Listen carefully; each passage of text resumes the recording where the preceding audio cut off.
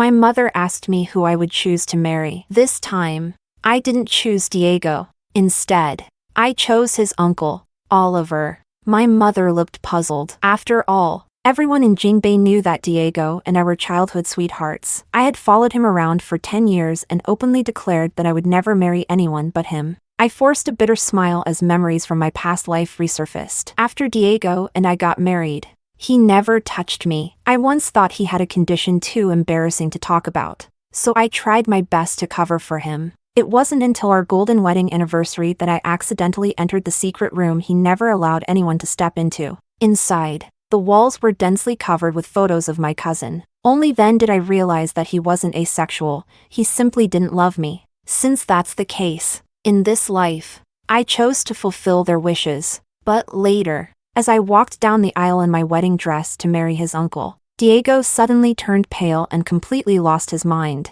Chapter 1. 3 days after the engagement was finalized, I ran into Diego at a party. His friends, upon seeing me, immediately burst into mocking laughter. Diego, your little shadow is here again, future sister-in-law. The engagement is already set, and you're still sticking so close? You won't even let Diego attend a party in peace? Diego's irritation was palpable when he saw me. Emma, are you that desperate to get married? You let our families finalize the engagement without my consent, and now the entire Jingbei knows about it. Well done. His look of disdain made my heart clench, but I steadied myself and calmly replied, I don't need your consent. The person I'm marrying isn't you. The room fell into an uproar. Diego's friends laughed so hard they could barely stand and teased him. Diego, you better coax your little fiancé quickly, otherwise, she'll find another way to get your attention. Diego frowned. Emma, now you're playing hard to get. If you're not marrying me in this family alliance, who else could it be? And don't forget, you've been saying since childhood that you'd marry me. Everyone in Jingbei already considers you mine. He leaned in and whispered, I'll let this engagement slide. But remember, I can give you a grand wedding, but I'll only sign the marriage certificate with the woman I truly want to marry. I looked up at him in shock. In my previous life, Diego had obediently followed the family's arrangement and quickly married me. Could it be he's also been reborn?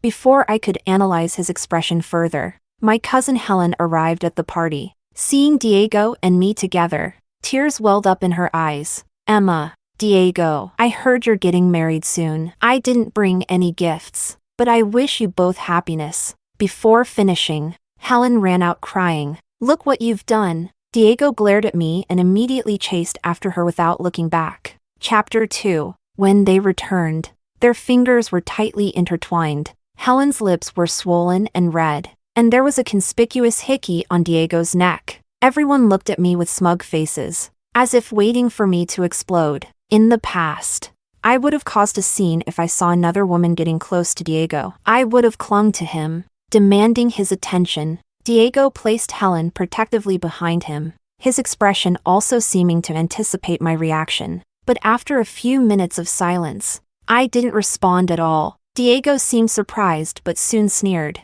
At least you've grown up now and aren't causing a childish tantrum like before. When the banquet ended, Diego stopped me as I was leaving. It's late and unsafe. I'll give you a ride. Since it was a free ride, I didn't refuse. I tried to head for the back seat, but Diego quickly blocked the passenger door. Sit in the back. Then he helped Helen into the front passenger seat. Sorry, sister. Diego's just worried I'll get carsick, Helen said with an apologetic smile. I didn't respond and got into the back as I originally intended. Throughout the ride, Diego and Helen laughed and chatted in the front. At a red light, Helen pouted and asked Diego to apply lip balm for her. Their eyes locked, and the space between them grew closer until their breaths mingled. Suddenly, Diego glanced back at me as if finally remembering I was there. Seeing me calmly staring out the window, his expression darkened before he started the car again. When we arrived at my house, Diego uncharacteristically stopped me again.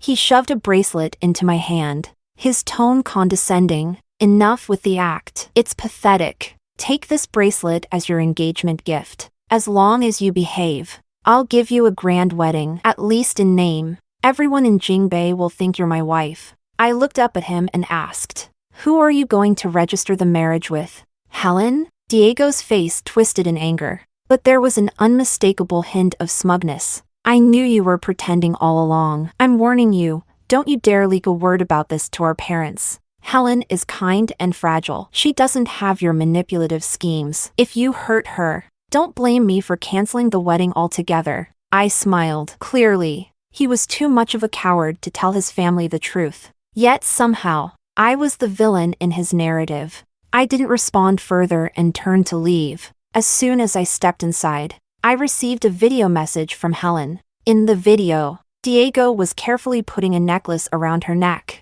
I recognized the brand immediately, and it hit me. The bracelet Diego shoved at me earlier was just a free gift that came with this necklace. The video continued. Their necks touched, and in the next second, they were kissing passionately. The wet sounds of their lips echoed obnoxiously in the car. Emma, Diego probably already told you, right? After your wedding, we'll be registering our marriage. You know, marriages without legal recognition don't come with inheritance rights. It's finally my turn to be the richest lady in town. Chapter 3. Helen had also been reborn. No wonder that in this life, she and Diego acted like lovers within days. Despite having no apparent connection in the previous life, they must have already confessed their feelings and planned to rekindle their relationship this time around. I lowered my gaze, recalling my previous life after marrying into Diego's family. The family business suddenly received numerous partnership offers, secured several large contracts,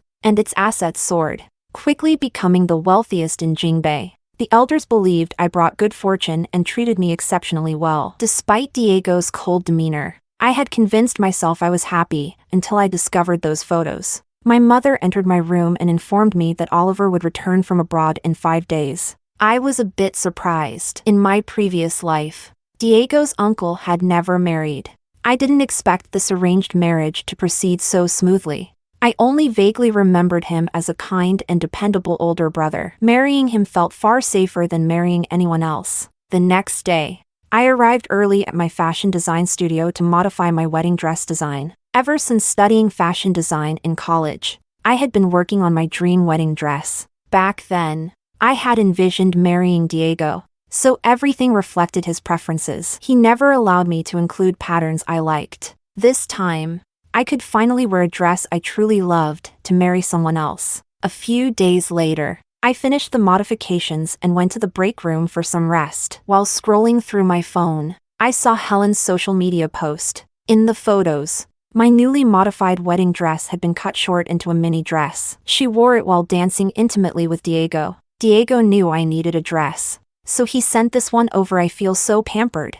I couldn't believe my eyes and rushed to the ballroom on the 5th floor. Helen and Diego were dancing passionately, their hips pressed together. That's my wedding dress. How dare you give it to her and ruin it like this? Helen immediately burst into tears at the sight of me. Diego, did I do something wrong? Why is my sister so angry at me? Sob. Diego stepped in front of her protectively. Emma, it's just a dress. You were going to wear it for me anyway. What's the harm in letting Helen borrow it to dance? Besides, I never liked that design. Just make a new one and stop overreacting. I couldn't believe his shamelessness. Who said it was for you? I'm wearing it to my own wedding. Diego scoffed. Stop pretending. Emma, your wedding is our wedding. I already agreed to marry you. So quit the act. My eyes landed on a pair of scissors on the table. I picked them up and, without hesitation, cut off the fabric hanging from Helen's dress.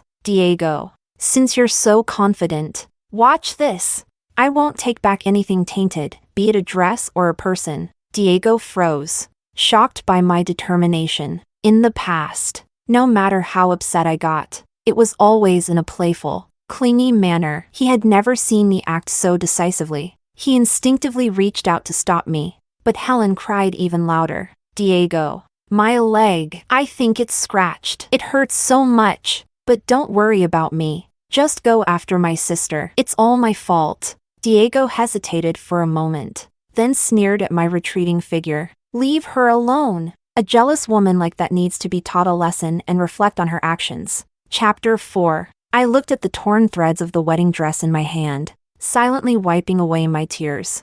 I mourned my wasted efforts. But using a wedding dress to see someone's true colors, perhaps that was a blessing in disguise. Tonight was the family dinner where I'd officially meet Oliver. I had to leave a good impression. After fixing my makeup and collecting myself, I headed to the underground parking lot. From afar, I noticed a car rocking. As I walked closer, I realized it was Diego's Maserati. Through the half-open driver's side window, I saw Diego holding Helen on his lap. Helen's eyes were hazy, her body moving up and down. Even though I already knew Diego didn't love me, seeing this scene still made my chest tighten. Diego looked up and locked eyes with me. There was only a brief flicker of panic in his gaze. The next second, he brushed Helen's hair aside and kissed her deeply, clearly intending to provoke me. He exaggerated his movements, and Helen's whimpers echoed throughout the parking lot. I turned away, got into my car, and drove to the family estate.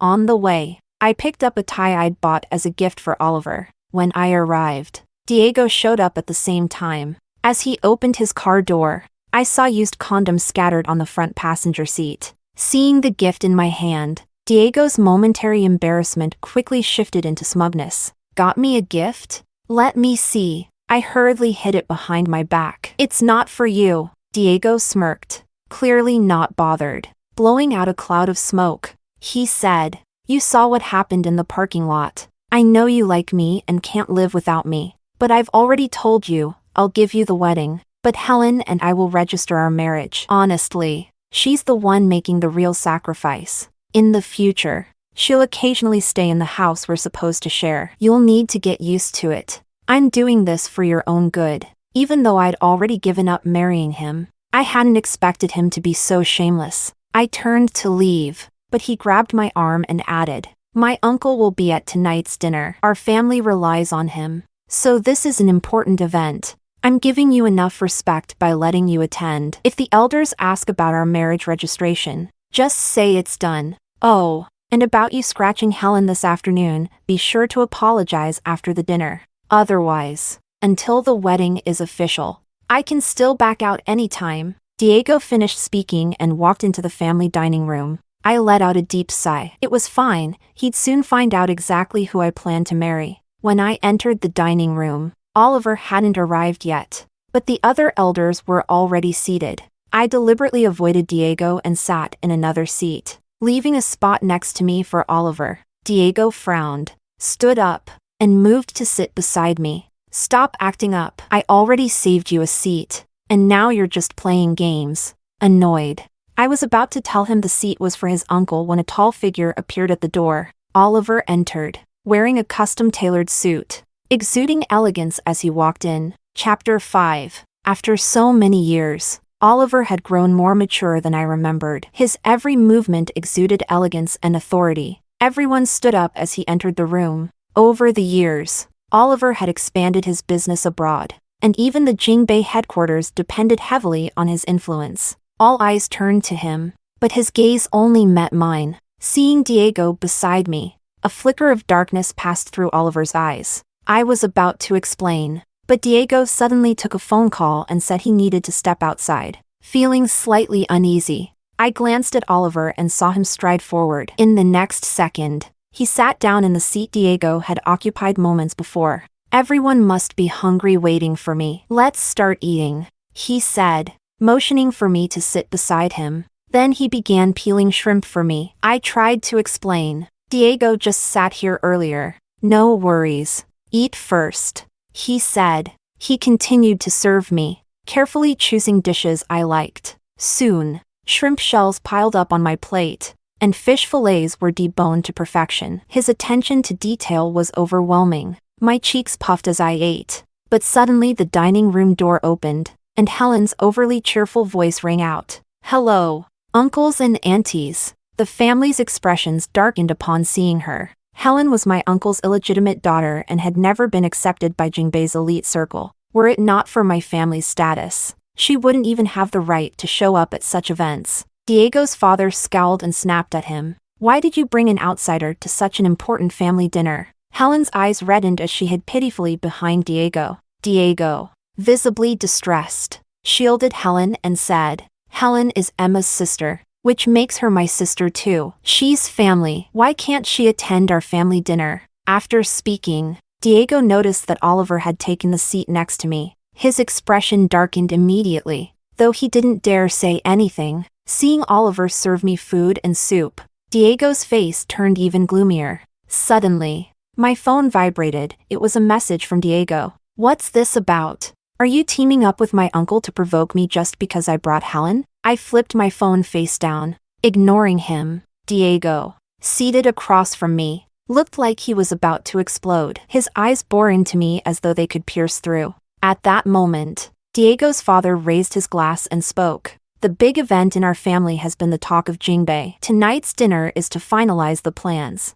We'll also discuss the registration and wedding arrangements to make everything official. Before he could finish, Diego interrupted. Don't worry, Dad. The registration is almost done. Emma and I will handle the rest ourselves. You and Mom don't need to stress. Right, Emma? Diego called my name and signaled for me to agree. I lowered my gaze and said nothing. After all, I wasn't marrying him. Diego's face fell, full of anger and disapproval. Another message popped up on my phone. Say something. If you keep this up, I'll cancel the wedding. Emma, don't push me. Annoyed, I blocked his number. Diego's eyes widened in disbelief, veins bulging on his hands. At that moment, Oliver reached under the table and gently held my hand. I'll respect Emma's wishes. Whatever she wants, we'll do, Oliver said aloud. His warm touch made my heart skip a beat. Diego, panicked, quickly followed up. Yes, Uncle's right, Dad. Don't worry, Emma and I already have everything planned. Just wait for our wedding. The other elders looked at him in shock. Diego's father finally snapped. We're discussing your uncle's wedding. Why do you keep interrupting? Chapter 6. Diego still didn't understand. His expression relaxed. Uncle is getting married too? That's great. We can have our weddings together. The family can celebrate properly. Diego's father frowned. What nonsense are you spouting? Who said anything about a joint wedding? You're not even close to having one. It's your uncle and Emma who are getting married. Stop causing trouble. Diego's father then smiled warmly and raised his glass toward me. Honestly, I thought I'd never see my brother settle down in this lifetime. Emma, this toast is for you. At that moment, Diego finally processed what was happening. His expression froze, and his voice trembled. Dad, what did you say? Who's getting married? Before his father could answer, Oliver placed our joined hands on the table and looked straight at Diego. The ones getting married are me and Emma. Impossible. That's absolutely impossible. Diego jumped up from his seat, disbelief written all over his face. Sit down. What nonsense are you spouting at a formal dinner? Is this how you show respect to your elders? If you don't behave, get out. Diego had no choice but to suppress his shock, clenching his fists as he sat back down. The rest of the dinner focused entirely on the details of my and Oliver's wedding arrangements. Throughout the entire discussion, Diego's eyes stayed locked on me, completely ignoring Helen's attempts to get his attention. After the dinner ended, as we were leaving, I realized I had forgotten my coat. Oliver immediately went back to retrieve it for me. While waiting at the door, Diego suddenly appeared, his eyes red as he grabbed my arm. Tell me, why is your engagement with my uncle? I shook him off and asked in return. Why not? Diego tightened his grip. Stop joking. Emma, you love me to death. How could you possibly agree to marry someone else? I laughed softly. But as you can see, I'm marrying someone else. Diego, I'm tired of chasing after you all these years. I don't love you anymore. Besides, you never loved me anyway, right? Please respect yourself and stop bothering me. Diego's eyes filled with inexplicable pain. No, that's impossible. You can't not love me. We were together in the last life. Suddenly, his expression shifted, and he softened his tone. All right, Emma, you don't have to keep pretending. There's no need to make me jealous. I'll let you plan the entire wedding however you like. You can choose the wedding dress you prefer, okay? And even if Helen and I register our marriage, I promise I won't bring her to our home to upset you. Is that good enough? I looked at him in disbelief. It felt like I was seeing this man for the first time. It's my wedding, of course. It should be according to my preferences, Diego. I'll say this one last time, I'm marrying Oliver. Stop acting crazy. You dare marry him? Try it and see, Diego. Seeing that neither coaxing nor threats worked, suddenly yanked me by the arm, but in the next second, I was pulled into a warm embrace. Oliver wrapped his coat around me and swung his fist at Diego's face. Diego! Who gave you the right to lay hands on my fiancé? Blood trickled from Diego's mouth. He gritted his teeth, but a twisted smile appeared on his face. Uncle, go ask around. Everyone in Jingbei knows that Emma has been chasing after me since childhood. Do you really want someone's leftovers? Oliver's anger flared, and he punched Diego again. Watch your mouth. If you can't behave, I'll personally teach you a lesson, and if you've had enough of being CEO, I can find someone to replace you anytime. Now get out. Seeing Oliver's reddened fist, I couldn't help but ask, does it hurt? Diego's eyes lit up with hope, but when he saw I was holding Oliver's hand, his expression dimmed completely. Diego gave me one last look, his eyes dark and unreadable. Before turning and leaving, Helen came out just then, asking him to take her home, but he ignored her completely, leaving her behind and driving off alone. As I anxiously examined Oliver's fingers, I hurried to explain. I did chase after Diego before, but we were never even in a relationship, and I've never done anything like that with him. Oliver smiled gently and ruffled my hair. Don't worry, I won't believe a word that brat says. I trust you. I stared at him, my face heating up. Oliver suddenly clutched his hand and looked at me with a pitiful expression. But my hand hurts now. I might not be able to drive or cook for the next few days. I'll need someone to take care of me to recover. A CEO like him probably never cooked for himself anyway. Seeing Oliver's playful, childlike side melted my heart. Imitating his earlier gentle tone, I patted his head. All right. I'll take care of you for the next few days. Okay? Oliver's lips curled into a satisfied smile. Then thank you in advance, my dear wife. Chapter 7. In the following days, Oliver and I got along wonderfully. Our personalities complemented each other, and we both knew how to be patient and understanding. In just a short time, we seemed to connect like soulmates. It was only then that I realized how much time I had wasted loving the wrong person. But a few days later, a friend suddenly messaged me to congratulate me. Emma, you finally won Diego's heart after chasing him for so many years. I heard you're getting married soon. I can't wait to attend your wedding. Because Oliver's family was prominent, the wedding date would only be officially announced after everything was finalized. So at that moment, people in our social circle still assumed I was marrying Diego. Surprised by my friend's words, I checked Diego's account, which I had previously blocked. To my shock, he had changed his profile picture, background, and pinned posts, all featuring photos of me. His bio now read, "My one true love, Emma." He was clearly trying to make a statement to everyone in our circle. Yet, his actions no longer stirred any feelings in me. In my past life, no matter how much I begged him, he had never publicly shown even the slightest affection for me. And now that he'd lost me, he suddenly wanted to make up for it?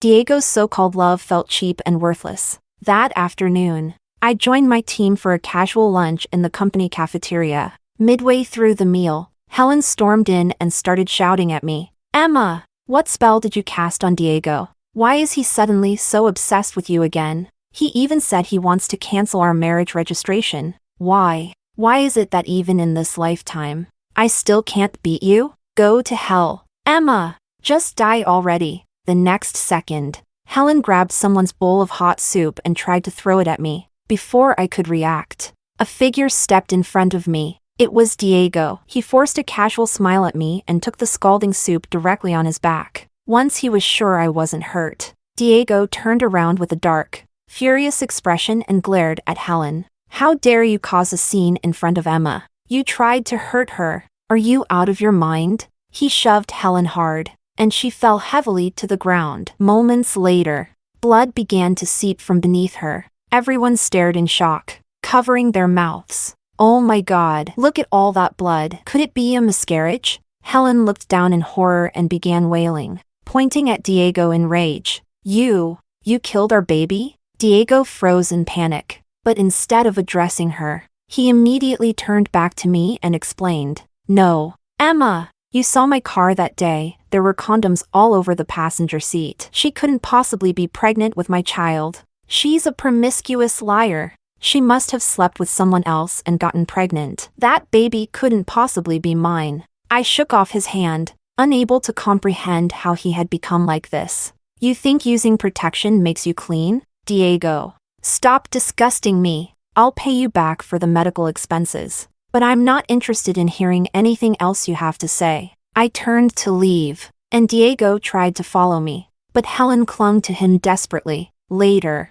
Helen gave up entirely. After the miscarriage, her reputation was already ruined, so she resorted to every means possible to cling to Diego. She spread rumors throughout Jingbei, claiming that the baby she lost was Diego's and that they had already planned to register their marriage. When Diego's family heard about this, they called him back home and immediately subjected him to family discipline. His already injured back was lashed dozens of times, leaving fresh marks. While they disciplined him behind closed doors, the family made no attempt to acknowledge Helen's claims publicly. Helen completely became the laughingstock of Jingbei's high society. Her mother's scandalous history as a mistress was dug up again, and they were both permanently ostracized from the elite circle. Chapter 8. Oliver, worried that I might be upset over these messy situations, cleared his schedule to take me on trips to help me relax. He was always concerned about my feelings. I leaned into his embrace, lowering my eyes. "I'm not exactly sad,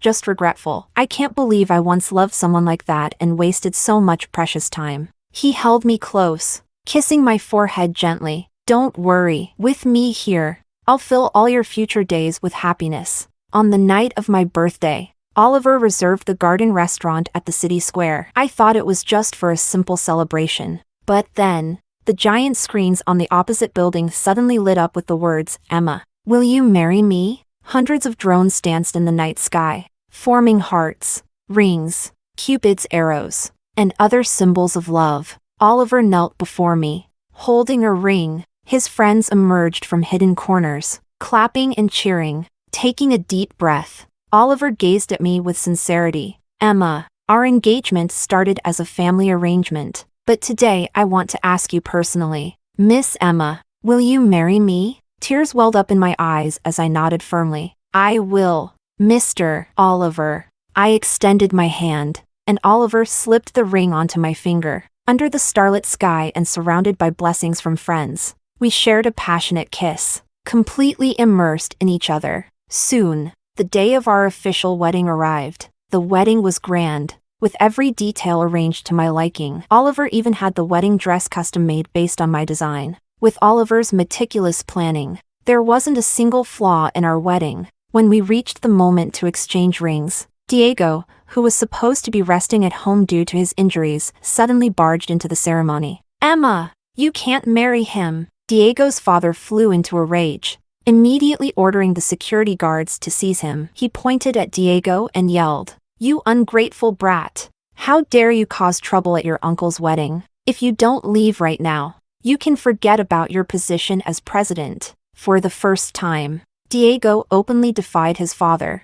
"I don't care. I don't need that position. All I want is Emma." "Emma, you might not believe this, but in our past life, you married me. We supported each other and grew old together. That's how it should have ended. But now everything is wrong. Come back to me. Emma, whatever Oliver can give you, I'll work hard for a few years and give you the same. If not more." If I hadn't also been reborn, the old me might have believed his lies. I couldn't understand why Diego was so fixated on me in this life. Did he truly realize he loved me and now regretted everything?